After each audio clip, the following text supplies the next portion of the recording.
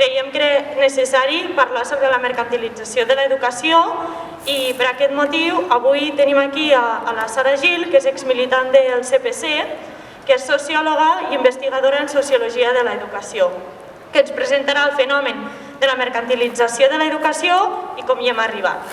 I d'altra banda tenim a la Irene López, que és exmilitant del CPC i estudiant de Dret i membre de la Publicar Judici, que ens explicarà la repressió del moviment estudiantil.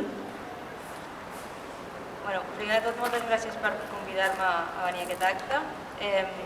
Aquest acte, l'explicació que faré està feta des de les ciències socials, que és la meva disciplina, però també des del compromís militant i per tant crec interessant posar de manifest quina és la meva postura davant de tot com un gest d'honestedat intel·lectual, diguem. Hem vingut a parlar de la situació en la que es troba la universitat pública en aquest context d'excepcionalitat sanitària. I és que ens trobem en una crisi educativa i és educativa perquè el que està en risc no és només la nostra salut quan estudiem, sinó el que està en risc és el dret a l'educació, el dret a aprendre, és a dir, l'oportunitat d'adquirir coneixements i com a tals no només ser professionals, sinó ser professionals qualificats i amb capacitat d'exercir la nostra tasca de forma crítica. La situació actual és de crisi perquè durant anys hi ha hagut tot un procés de desmantellament progressiu de la universitat pública i per tant tot aquest procés de desmantellament a través de la seva mercantilització ha deixat la universitat en una situació que ha fet que una embestida com aquesta la deixés totalment incapacitada per respondre a les noves necessitats del moment. Llavors, per entendre l'estat de coses en què ens trobem actualment, la situació, és interessant repassar una mica què és exactament la mercantilització educativa i com hem arribat fins aquí. I, per tant, per poder entendre per què ara mateix la universitat es troba com està. Primer de tot, què vol dir mercantilitzar? Seguint la interpretació que fa Polanyi, que fa César Rendueles de Polanyi, el liberalisme econòmic sobre el qual es fonamenta, diguem-ne, suposadament el funcionament del nostre sistema econòmic, és un projecte utòpic. Per què és utòpic? Perquè ni ha existit mai ni pot existir. És a dir, el liberalisme econòmic es basa en unes premisses que directament es confronten amb la forma de socialitzar de les persones dintre de qualsevol societat existent i existida. Per tant, com que mai ha existit ni podrà existir, el que necessita és de tots uns constructes polítics que a través de la confrontació violenta permetin l'obertura de nous espais de mercat per poder fer el que s'anomena acumulació per despossessió. Llavors, el liberalisme econòmic com a realitat plausible no és possible, però el que sí que existeixen són tot un seguit d'interessos per fer que aquest sistema segueixi operant, perquè el que genera són grans quantitats d'acumulació de beneficis per part d'unes poques mans.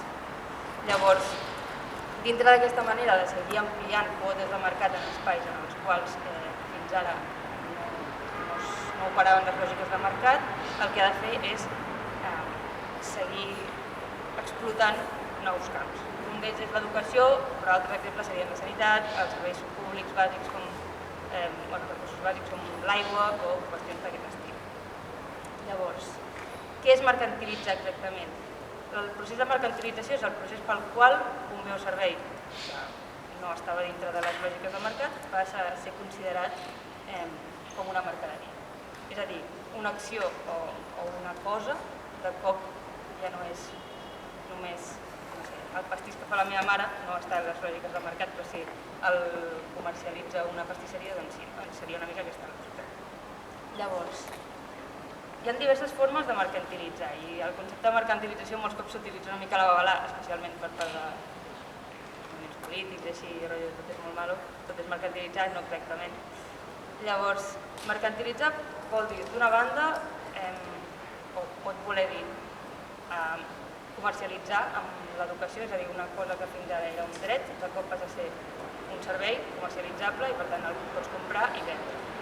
Això sobretot té interès si volem estudiar les relacions entre les universitats dels països del nord i del sud global i de més, com que no és ben bé el focus del nostre interès, perquè seria una mica de puntetes. Mercantilitzar també vol dir liberalitzar. I això què vol dir? Tota la retòrica de la llibertat d'elecció dels pares, per exemple,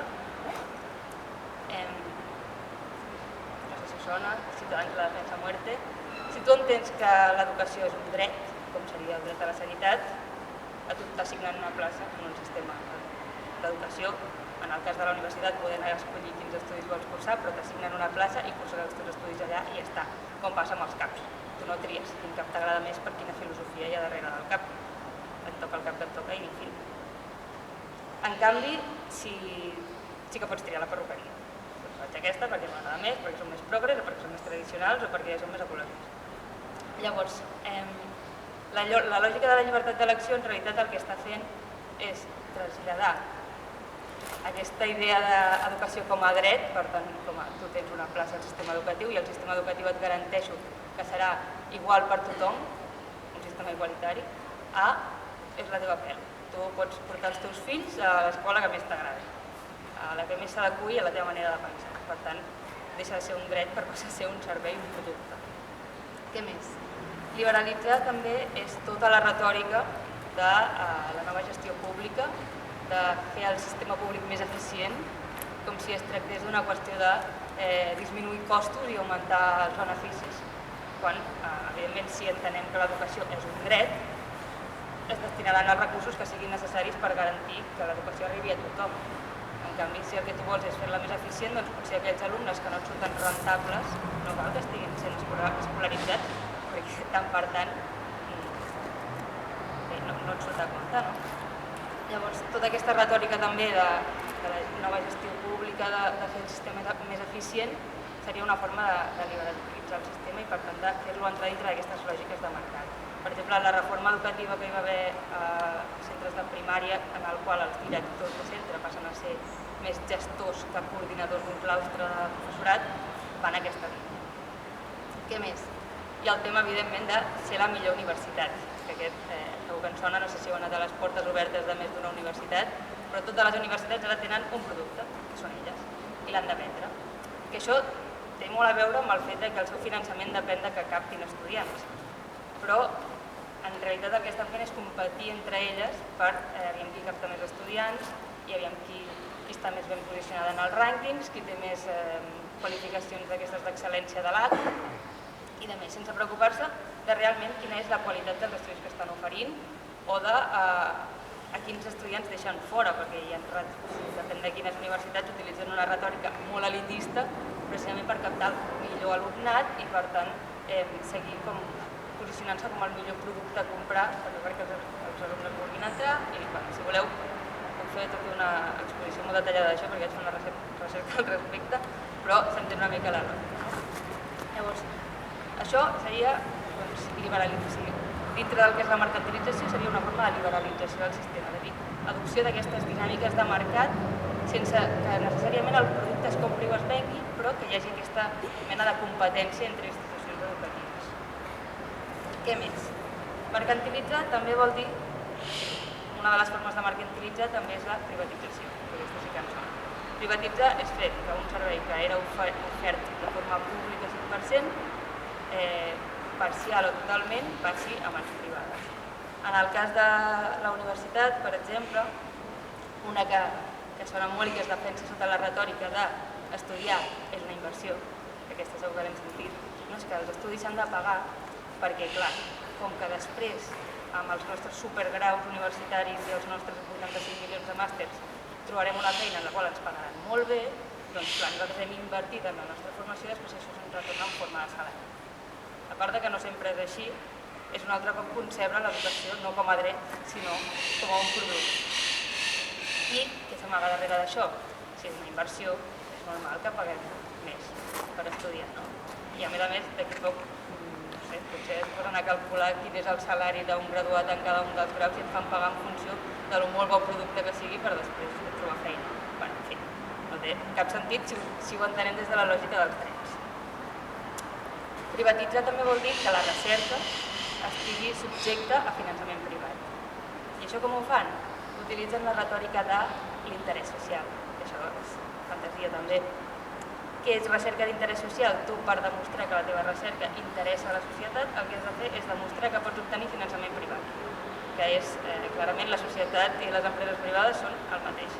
Llavors, jo, com a grup de recerca, demostro que una empresa, la Bayer, ha volgut invertir en mi i, per tant, obtinc finançament públic. Què passa quan el que estudies no és productiu? Que no vol dir que no tingui interès per la societat. No sé, al grup de recerca on jo estic estudiem desigualtats educatives i em diràs que a una empresa privada li interessa estudiar el tema. Evidentment cap. No és un tema que tingui poc interès social, però clar, no sé que et venguis de grans fundacions, que és un altre tema que també deixarem a part, però és evident que no pots demostrar aquest interès, aquest suposat interès social, i per tant ens és més difícil obtenir finançament per fer recerques que poden ser molt transcendentals. I un altre exemple bastant clar és el tema dels centres adscrits. Els centres adscrits són com les concertades de secundària, de tota la primària i secundària, que suposadament fan servir la retòrica de nosaltres arribem on no arriba la pública. Llavors, clar, com que fan la bona obra d'ampliar l'oferta que no és capaç d'ampliar la pública, doncs tenen un concert als centres, en el sistema públic. Llavors, què passa? Que uns estudis que podrien ser públics, de cop els està impartint un centre privat i, per tant, lucrant-se en certa manera o entrant dintre, posant capital privat a circular dintre del sistema públic.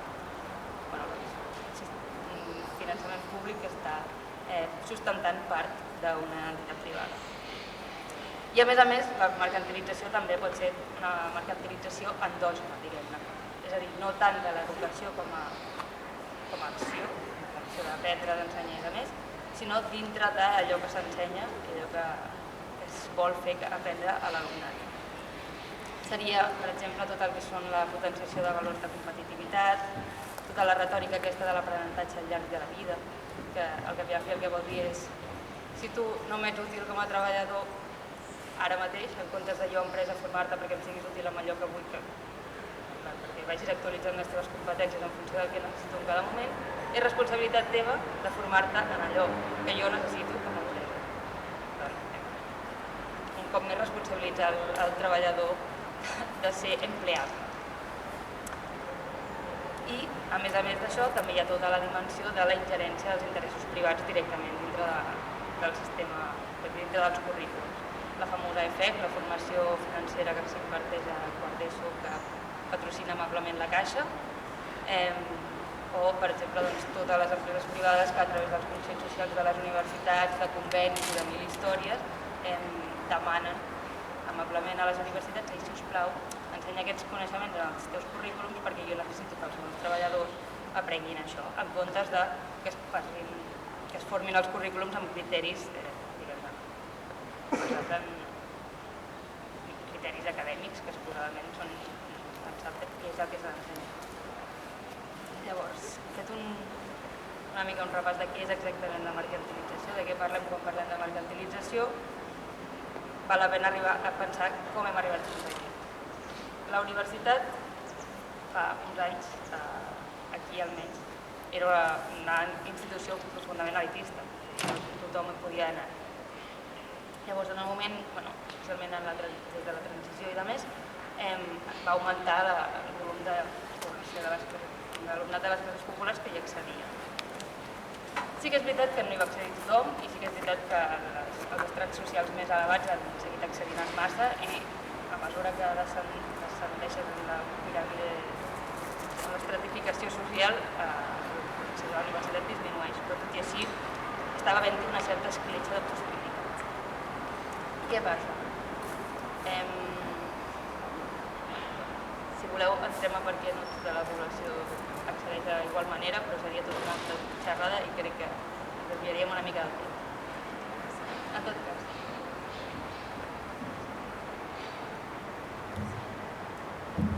És que llavors m'intimido molt. Bé, si algú no em sent o alguna cosa, podem xerrar després. Guai. Llavors, què passa? Tens una universitat profundament... O sigui, abans la universitat, per què no hi havia un gran interès econòmic? Perquè era un servei al qual accedia molt poca població i, per tant, sincerament, no era no era un mercat gaire extens i per tant no valia la pena invertir esforços en mercantilitzar-la. Malgrat l'educació ja havia estat subjecte a criteris de compra i venda, però des d'una altra lògica. En tot cas, l'any 1995 l'Organització Mundial del Comerç, a través del seu Acord General del Comerç de Serveis, Acord General del Comerç de Serveis, que és un organisme que el que fa és regular quin tipus de serveis poden ser comprats i venuts com a productes de mercat, va decidir posar el seu dit, entre altres serveis, sobre l'educació. Perquè es van adonar que precisament als països del nord global i en concret a Europa, la universitat començava a ser, i l'educació en general començava a ser un espai on hi havia molt de moviment de gent i per tant possibilitats de convertir-ho en un mercat. Llavors va posar el seu dit allà i a partir d'aquí tots els països i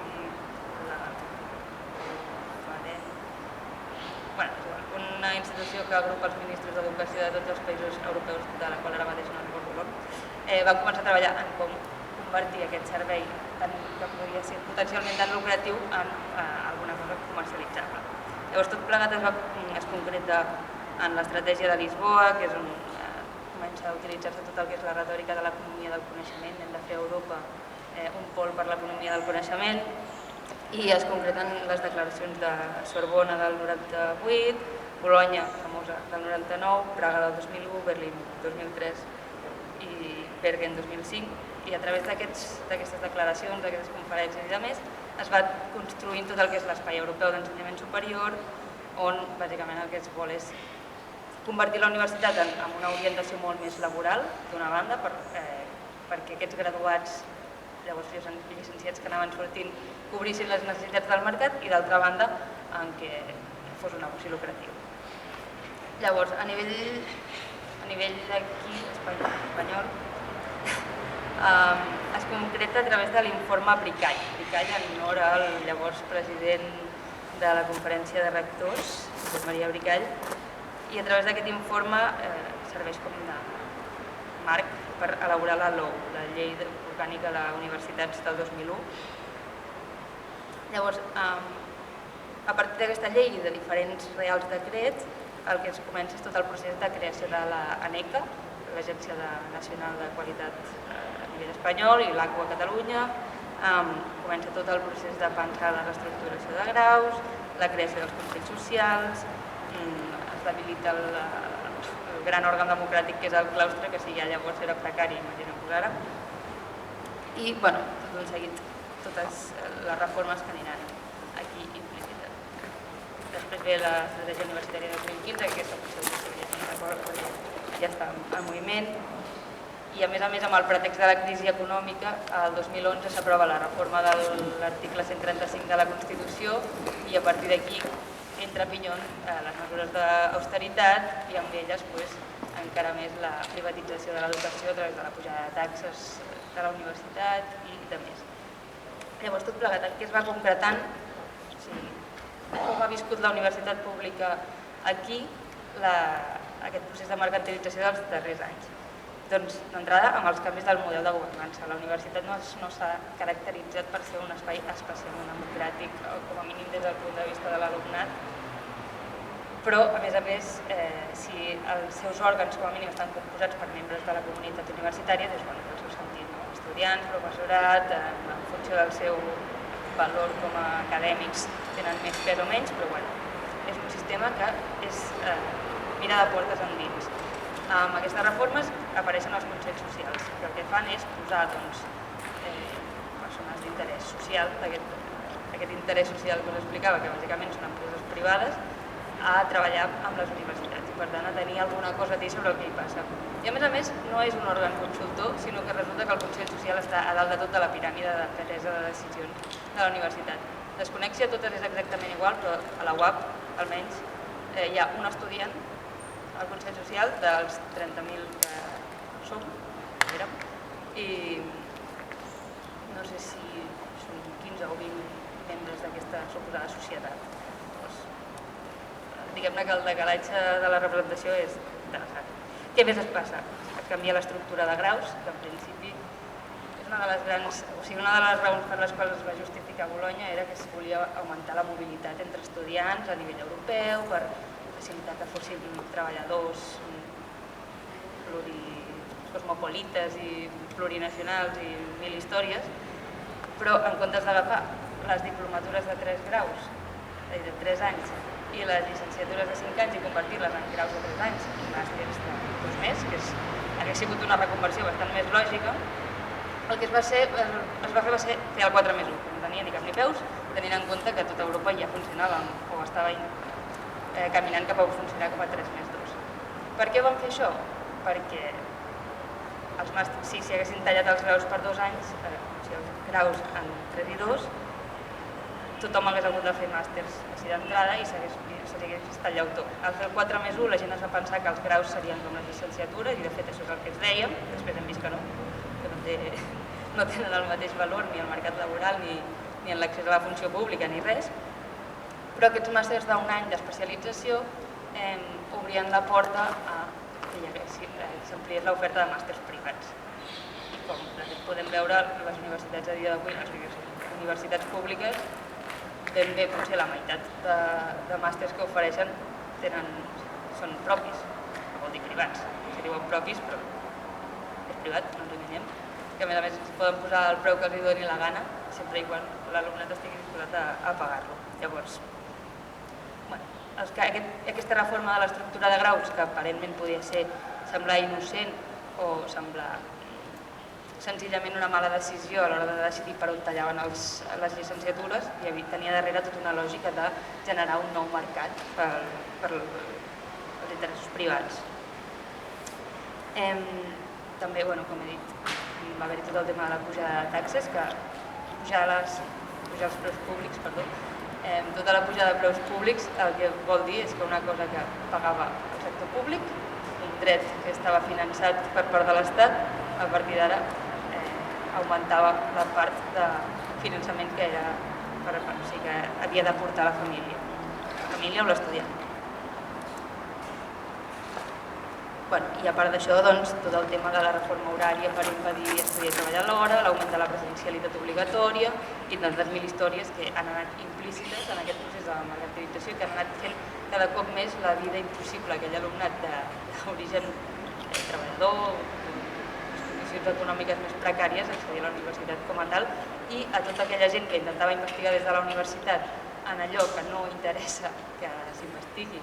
Com ens trobem ara mateix? Doncs la universitat pública ha viscut tot aquest procés, es troba en unes circumstàncies lamentables, arriba una crisi sanitària i evidentment no es troba en les condicions de respondre. Entremig de tot això, també el tema de la contractació de professorat ja se'n va al traste, vinga associats amb falsos contractes de profes fent recerca i històries, que no són el nostre target ara mateix, però també una menció. Llavors, davant de tota aquesta falta de recursos, què passa? Que ni les universitats tenen els recursos per fer front a la digitalització forçosa a la que s'han vist obligades en un context de pandèmia, tot el que són pràctiques a laboratoris, pràctiques fora dels llocs fora de les universitats i de més, no s'han pogut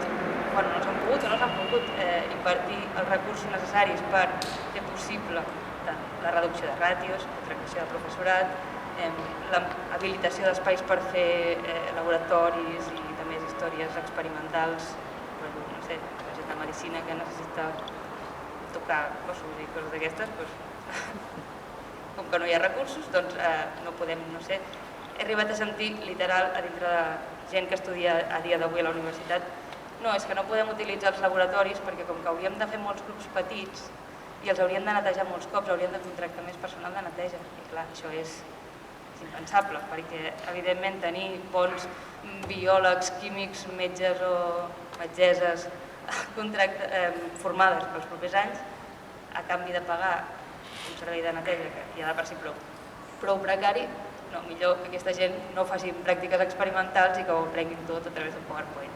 Clar que sí, s'havia de ser. En fi, davant d'aquesta situació d'inseguretat, doncs l'alumnat ha començat el curs a tanques i barranques, el professorat en unes circumstàncies, molts d'ells, de contractació precaríssimes, havent de fer front a preparar no només un currículum, sinó dues versions del currículum, classes presencials, classes online i amb un suposat funcionament mixt, alguns cops fins i tot fent classes d'una banda presencials i simultàniament presencials i online, cosa que no té ni cap ni peus perquè evidentment el format no té res a veure i la manera d'ensenyar tampoc. I a tot això el nostre ministre d'Universitats, Manel Castells, aplaudint com un mico, dient que això era una gran oportunitat per la universitat per modernitzar-se. Perquè clar, el problema de tot plegat no és que portin anys carregant-se l'educació pública, sinó que la universitat és antiga. Clar que sí. I el que hem de fer és digitalitzar més, sense tenir en compte, evidentment, que no tot l'alumnat té accés a una bona connectivitat, a uns dispositius adequats per dur a terme les classes amb normalitat, fins i tot accés a programari específic, que, no sé, per fer estadística, per exemple, necessites unes llicències que no es poden pagar un alumnat normal. Llavors, el senyor ha decidit que realment és una gran oportunitat i que el que hem de fer és fer una mirada en positiu a les circumstàncies i treballar per enfocar-nos més a què és el que necessiten la societat del futur, que són competències digitals.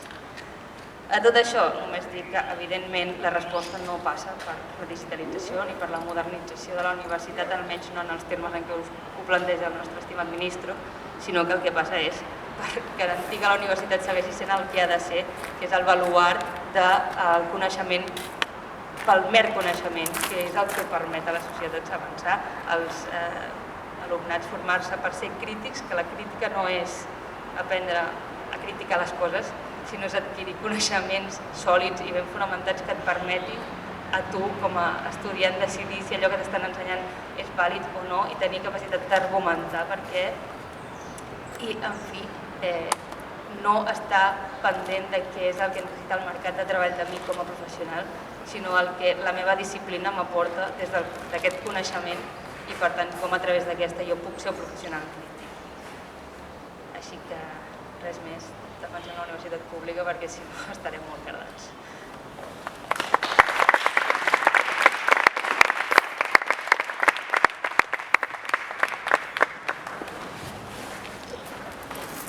Em sent?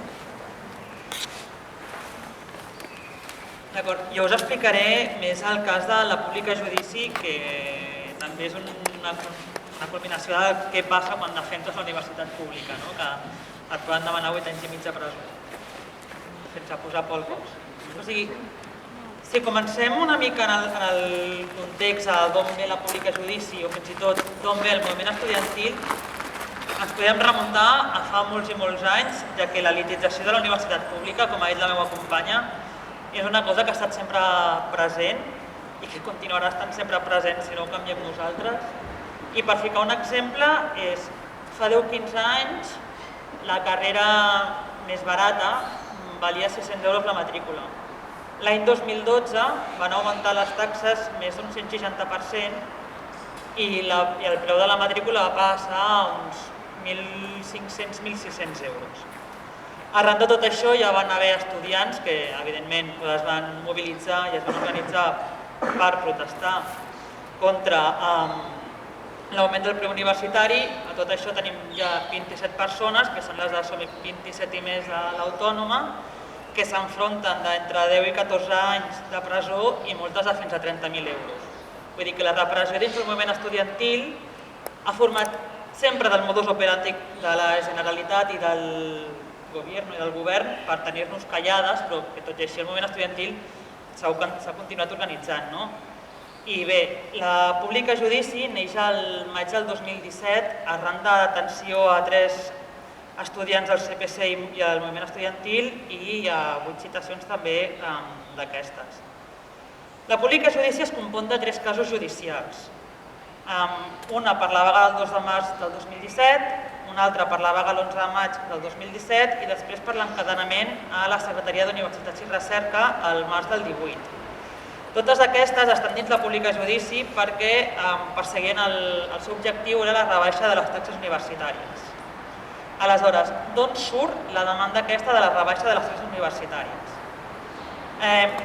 Si ens remuntem una mica més enrere, que seria a finals de desembre del 2015, va haver un referèndum arreu de les universitats catalanes per aturar el 3+2, que el 3+2 era com la continuació del Pla Bologna, que era l'EU 2015, que el que pretenia era passar els graus a 3 anys i obligar el màster a 2 anys, però com deia la companya, seguia com el vincle aquest d'universitat-empresa d'aquests 2 anys no serien tant per l'estudiant a nivell acadèmic, sinó seria per beneficiar a una empresa posterior.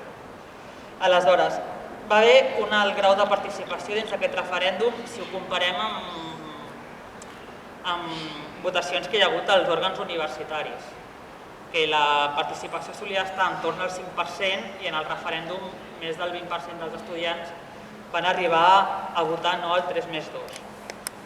Arran d'això es va presentar una moció al Parlament l'abril del 2016 per paralitzar el 3+2 i a més aquí és quan es contempla una altra vegada la rebaixa del 30% de les taxes universitàries.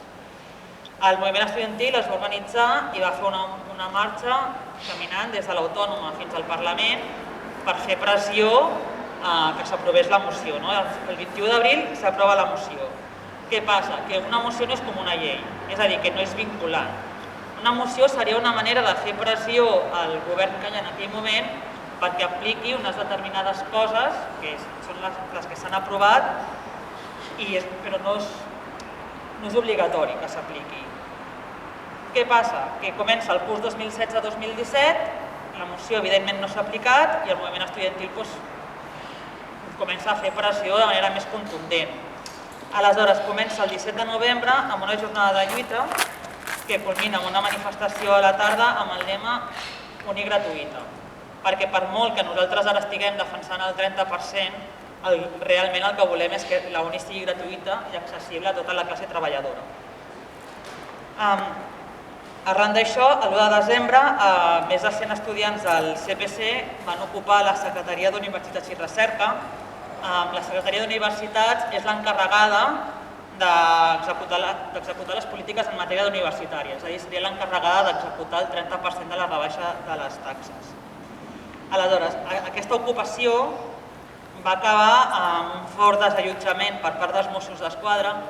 És graciós perquè quan estàvem ocupant i van venir els Mossos, van venir la regidora de la CUP, la Mireia Boya, i el regidor de Barcelona, el Garganter, a donar-nos suport. Els Mossos se'n van anar i llavors ells se'n van anar. I després que ells s'anessin del pal, bueno, això ja està, segurament demà al matí els desallotjaran i tal, van tornar. Llavors, aprofitant que ells ja no hi eren, i també aprofitant una hora que són les 3 del matí, que és poc probable que hi hagi una concentració de suport fora, també jugant una mica a desgastar-nos en aquest sentit. Tot això només era com una olla que començava a bullir per un seguit de vagues molt potents que van venir al segon semestre del curs 2016-2017. El 2 de març és quan hi ha la primera gran vaga, que és amb el lema de prou taxes abusives, passem a l'ofensiva. Potser l'heu sentit en el capítol d'ahir de Merlí, enrola una mica el lema.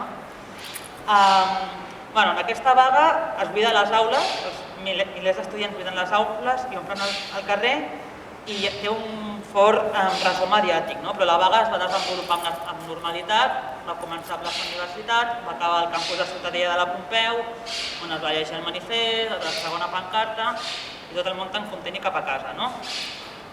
Però davant que el govern continuava immòbil i fent cas omís a la moció que ells mateixos havien aprovat, es va planejar una altra vaga en el mateix sentit per l'11 de maig amb el lema "Abaixem les taxes, l'ofensiva continua". 3 dies abans d'aquesta vaga, el 8 de maig, és quan detenen a 3 estudiants. És a dir, imagineu estar vosaltres en el vostre lloc de feina, us vinguin 2 Mossos de paisà i us diguin "Ei, tu, que estàs detinguda", i no saber el per què, perquè no ens van explicar per quin motiu ens estaven detenint fins que vam arribar a la comissaria de les Corts i al cap d'unes quantes hores vam poder parlar amb el nostre advocat i ens va poder dir que era per la vaga del 2 de març. A més, un cop vam tenir l'atestat policial d'aquestes 3 detencions i les 8 citacions que hi van haver, vam veure que hi havia hagut un seguiment previ amb fotografies i relats de quina hora sortíem de casa, com anàvem vestides, fotografies del nostre camí de casa a la uni al tren o fotografies d'un dia qualsevol entrant a casa. És a dir, que havíem estat vigilades i controlades les 24 hores al dia, els 7 dies de la setmana per part dels Mossos d'Esquadra. Aleshores, això evidentment crea una inseguretat molt gran dins del teu cos, saber que tu estaves tan tranquil·la anant a la uni i tenies un mosso al costat fent-te fotos i escrivint què és el que estaves fent. Tot això només era per posar por, intentar desmobilitzar l'estudiant davant una altra vaga que venia al cap de 3 dies, però no ho van aconseguir. L'11 de maig els estudiants van tornar a sortir al carrer, va tornar a haver una vaga encara més gran que l'anterior, que va culminar amb una assentada davant de la Secretaria d'Universitats i Recerca que va durar més de 5 hores, estar allà assentats. I evidentment va tornar a acabar amb un desallotjament, amb una brutalitat policial molt gran per part dels Mossos d'Esquadra, on van haver més de 20 identificacions i a més van arribar a trencar el genoll a una de les companyes encausades. Aleshores, arran d'això neix el segon cas de la pública perquè d'aquestes identificacions 9 companyes les han condemnat perquè ja va haver el judici, ja tenen sentència, a 6 mesos i 1 any de presó.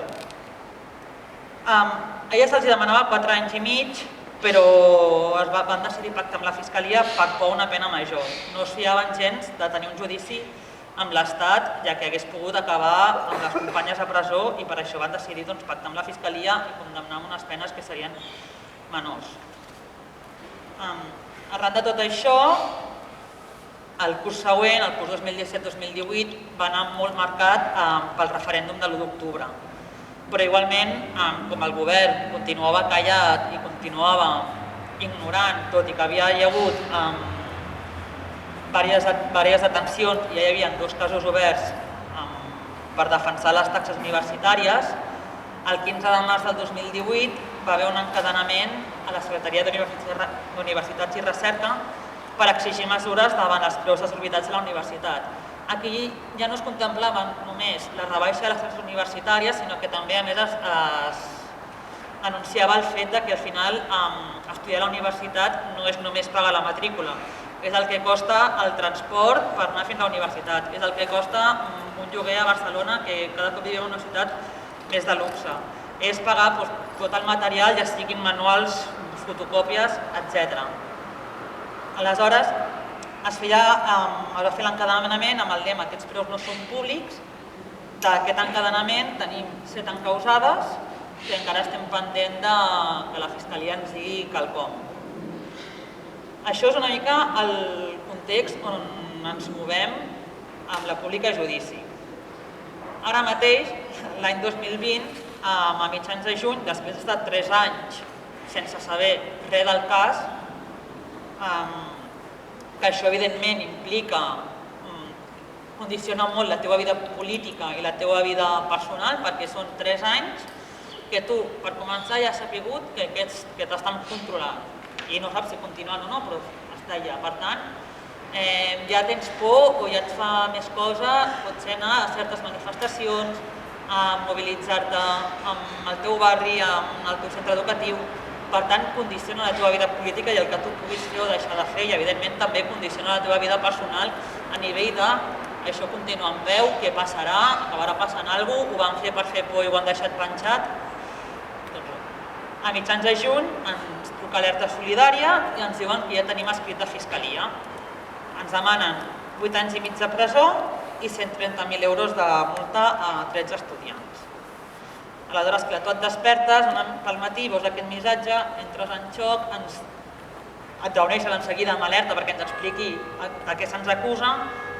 Se'ns acusa de delictes de desordres públics i danys. A més, se'ns acusa amb la pena agreujada, ja que busquen tots els agreujants que hi poden haver, però els fiquen tots allà. A més és graciós, bueno, entre cometes graciós,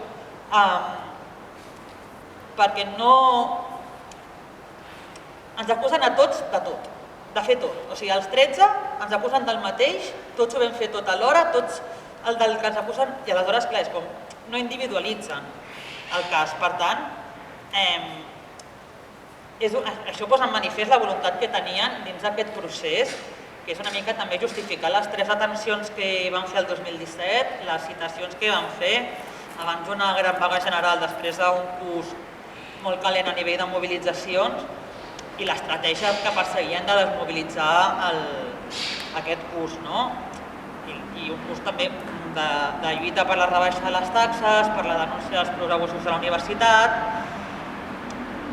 També tenir en compte que la fiscal instructora d'aquest cas, la que ens ha fet aquest escrit de fiscalia, que ens demana 8 anys i mig de presó per cap, es diu María Pilar López Fontón.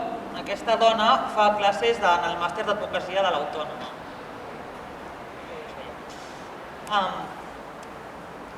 Però clar, també al final una mica entendre que la repressió no només actua a nivell de quants anys de presó o quina multa hi haurà, al final a nivell emocional també és una càrrega. Per molt que tinguem molta confiança en Alerta Solidària i sapiguem més o menys que tenim el suport de la Pública Judici, tenim el suport de tots els moviments socials, també és complicat tractar-ho també a nivell amb la família, amb els pares que potser no viuen dia a dia la repressió. Tampoc esperes mai, o sigui, sempre veiem la repressió com algú llunyà, que pot passar però mai et trucarà a la porta de casa fins que et truca, no? Aleshores, també la pregunta que fa tothom és com et poden demanar 8 anys i mig, no estem demanant, no estan dient una multeta i tal, no, 8 anys i mig, per realment defensar l'educació. Hem de tenir clar que això no és la seva victòria, que la victòria és gràcies a la lluita incansable de les estudiants que han estat organitzades durant tots aquests anys per lluitar per la universitat gratuïta i perquè les empreses no campin el seu aire dins la universitat. Aleshores, és una mostra que cal seguir organitzades i cal seguir lluitant perquè tot i que sigui cansat, tot i que a vegades costi tirar endavant i tot i la repressió, a vegades tota aquesta lluita té els seus fruits com és aquest cas. I per això ja convocar la vaga del 21 d'octubre, perquè si seguim totes organitzades doncs anirem aconseguint petites coses. I això és tot.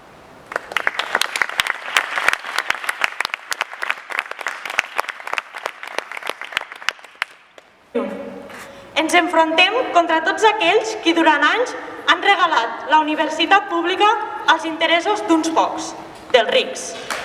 Durant dècades, les polítiques educatives s'han basat en la mercantilització, la liberalització i les retallades constants en quant a pressupost i qualitat. I això ens ha dut a la situació actual. Una universitat pública dèbil, sense recursos i infrafinançada. La situació s'ha vist agreujada per la pandèmia.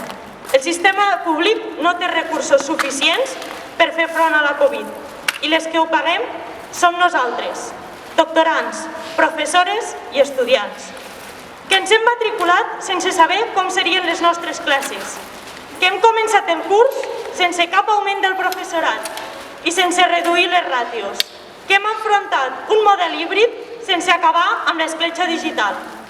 En definitiva, mentre que les institucions i aquelles empreses que fan i desfan el seu interès dins la universitat pública miraven cap a una altra banda, la comunitat educativa estem patint retallades en drets educatius i laborals.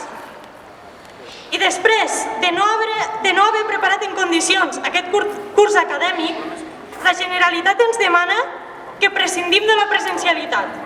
Ens diu que ens quedem a casa, o en altres paraules, quedeu-vos a casa, estudiants, que vosaltres no genereu capital, no sou productius. Estimat secretari de Salut Pública, deixi de culpar les estudiants d'aquells problemes que vostès no han volgut solucionar. És el vostre govern qui no treballa per acabar amb la precarietat juvenil. És el vostre govern qui no treballa per augmentar el transport públic. És el vostre govern qui no ha posat un cèntim ni ha mogut un dit per augmentar el nombre de professorat. nostre govern qui gestiona fent el joc dels rics i precaritza els més pobres. El model presencial és segur. La inseguretat es troba en un sistema públic debilitat i que vostès han abandonat. I no podem oblidar-nos de com hem arribat a aquesta situació, com hem arribat a enfrontar-nos a una pandèmia en un sistema universitari dèbil. Hem arribat a aquesta situació a través dels cops de porra. Les estudiants hem fet front a totes les ofensives neoliberals i la resposta de les elits polítiques i econòmiques ha estat sempre la mateixa: cops de porra i processos judicials. Des del prop de centenar d'estudiants investigades i represaliades pel Pla Bolonya fins a les companyes de la Pública Judici. La repressió sempre ha estat al costat de les elits, però el moviment estudiantil no ha cedit davant les seves porres. Ara és el nostre torn. Cal organitzar-nos, al CPC, a les assemblees d'estudiants, als comitès de vaga, on moltes de les presents segur ja us hi esteu deixant la pell. Necessitem ser moltes i estar organitzades. Ara no podem rendir-nos. Hem de mantenir-nos fermes per totes les que ens precedeixen. Hem d'estar alçades per combatre els que sustenten la crisi educativa. Companyes, ara no podem defallir, perquè ens hi va molt. Ens hi va el dret a l'educació. Ara és el nostre torn. Professores, doctorants i estudiants, combatem la crisi educativa.